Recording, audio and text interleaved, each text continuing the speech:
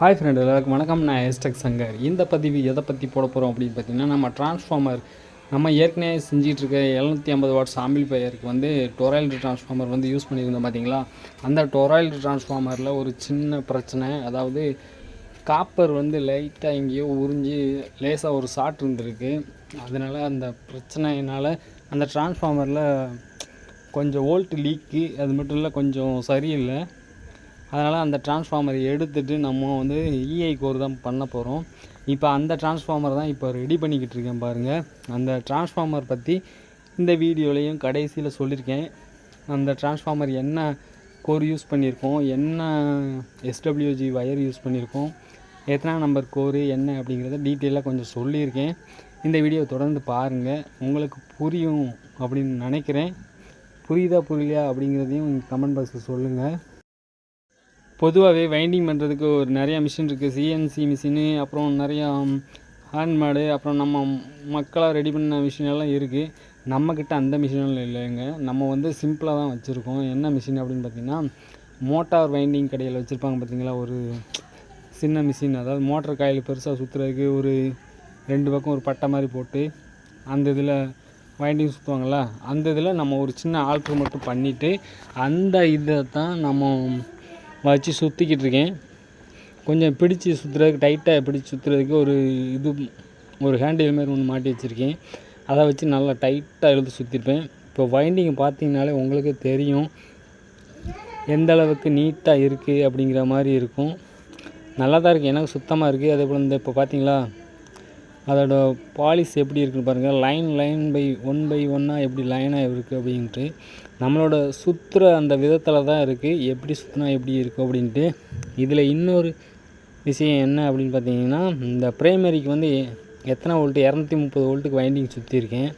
இந்த ப்ரைமரியில் 230 வோல்ட்டுக்கு 7ஆம் நம்பர் 43ஆம் நம்பர் கோரு 3 பாபினுக்கு எத்தனை டேர்ன்ஸ் வருது அப்படின்னு பார்த்தீங்கன்னா 245 டேர்ன்ஸ் வருது. 230 வோல்ட்டுக்கு 245 டேர்ன்ஸ் வருது.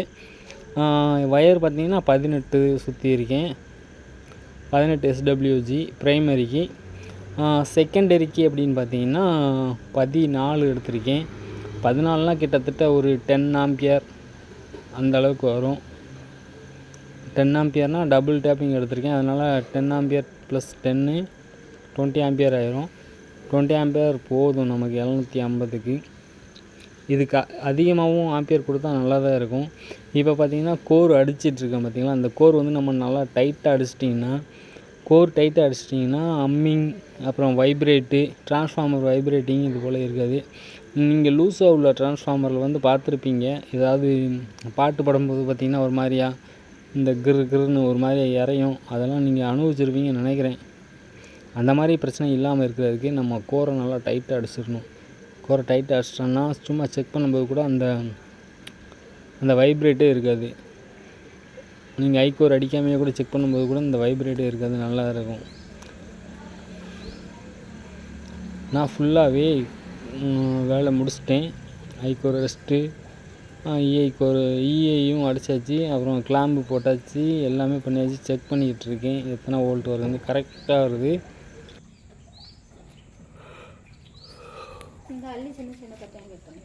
ஏழாம் நம்பரில் 3 இன்ச்சு கோர் தான் எடுத்திருக்கேன். இந்த கோரில் வந்து பார்த்தீங்கன்னா கிட்டத்தட்ட ஒரு 1000 வாட்ஸ் வரை யூஸ் பண்ணலாம் இந்த டிரான்ஸ்ஃபார்மரில்.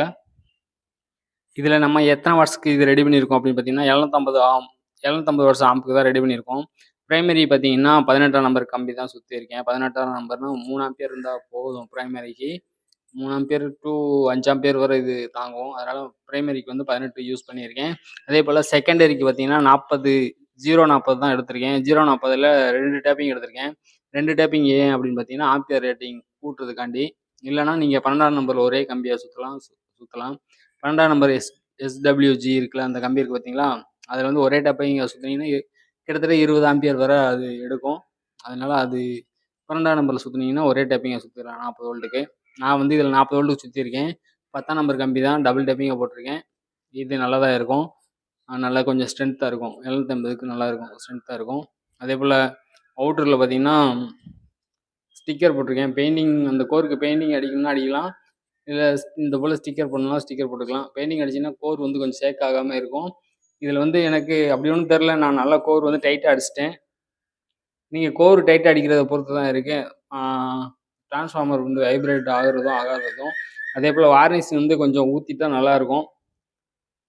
நான் இதில் வந்து வார்னிஷ் ஊற்றிருக்கேன். இப்போ தான் கொஞ்சம் ஊற்றுனேன். இந்த இப்போ ஊற்றுறேன் பாருங்க. கோர் அடிச்சுட்டு எல்லாமே செஞ்சுட்டு நான் சைடில் இந்த கேப் வழியாக வார்னிஷ் ஊற்றிருக்கேன். வார்னிஷ் என்ன தான் ஊற்றினாலும் ஃபுல்லாலாம் இறங்காது வார்னிஷு. ஓரளவுக்கு தான் கரெக்டாக இருக்கும். அப்படி நீங்கள் ஃபுல்லாக வார்னிஷ் இறக்கணும்னா நீங்கள் கோரை வந்து வார்னிஷில் ஊற போடத்தான் செய்யணும். ஊற போடலாம். அதுவும் ஒரு மெத்தட் தான், ஊற போடலாம். இதை இப்போ இந்த இருக்குது பார்த்தீங்களா வார்னிஷ் வந்து இது வந்து எதுக்கு அப்படின்னு பார்த்தீங்கன்னா, நம்ம டிரான்ஸ்ஃபார்மருக்கு ஊற்றுறதுக்கும் தனியாக வார்னிஷ் இருக்குது. அதுபோல் வார்னிஷ் வாங்கி நீங்கள் ஊற்றிக்கலாம். நான் வந்து சைடில் ஏற்கனவே 2 பக்கம் ஊற்றிட்டேன். குளிர நல்லா ஊற்றிட்டேன். கிட்டத்தட்ட அரை டப்பா கிட்ட ஊற்றிட்டேன். இன்னும் கொஞ்சம் நல்லா ஊற்றிக்கலாம்.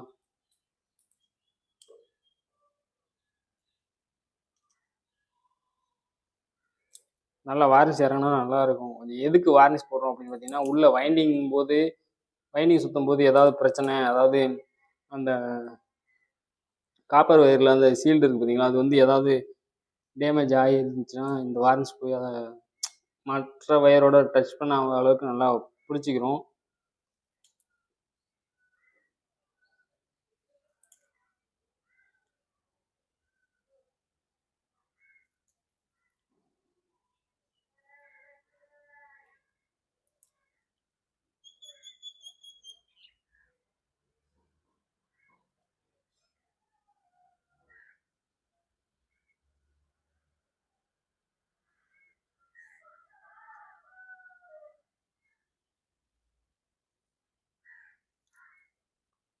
ஒரு நண்பர் கூட கமெண்ட் போட்டிருந்தாரு, எதுக்கு எடுத்தோன்னு உங்களுக்கு சொல்லி கொடுத்துடணுமா அப்படிங்கிற மாதிரி. நம்மளோட ஆதங்கத்தை சொல்லியிருந்தோம்.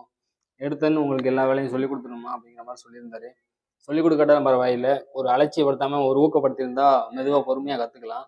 இதெல்லாம் உனக்கு செட் ஆகாது அப்படி இப்படின்னு ஒரு மாதிரியா மோட்டிவேஷனாக பேசாமல் இதுக்கெல்லாம் நீ செட் ஆக மாட்ட அப்படின்னு சொல்கிற மாதிரி பேசினா எல்லாருக்கும் ஒரு ஒரு இந்த ஈகோவை தூண்டி விடுற மாதிரி ஆகிப்போம். அதுபோல் ஒரு நண்பர் செஞ்ச வேலை தான் நம்ம நல்லா பண்ணிட்டோம். பண்ணுறதுக்கு ஒரு மோட்டிவேஷனாக இருந்துச்சு. ஓகே ஃப்ரெண்ட், நான் இந்த வீடியோ வந்து உங்களுக்கு டிரான்ஸ்ஃபார்மர் சுற்றினதை எப்படி அப்படிங்கிறத காட்டுறதுக்காண்டி தான் இந்த வீடியோ போட்டிருக்கேன். இந்த டிரான்ஸ்ஃபார்மரை தான் நாளைக்கு 750 ஏற்ற போகிறேன்.